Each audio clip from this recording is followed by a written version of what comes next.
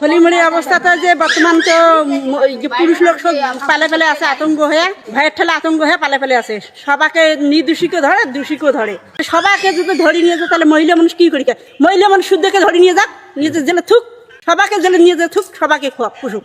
যাই মনে করে গাড়ি ভাঙছে তাকে ধরুক যাই গাড়ি ভাঙে নেই তাকে ধরে নিয়ে যাবে এটা কোনো কথা হয় এটা যুক্তির অলাপ তাহলে সংসার কেমন করে কি করি খায় এই বাচ্চা কাচ্চা ধরি বাচ্চা কাচ্চা কি খায় এই বাচ্চা যে বুকের টেলে খান্দি নিচ্ছে কি খায় আমরা তো দিন করি দিন খাওয়া এই কিস্তি আছে কিস্তিগুলো দিবে কি দি না দিবে কি দি এলা মনে করো তার মরা মনে করে একটা বাচ্চা মারা গেছে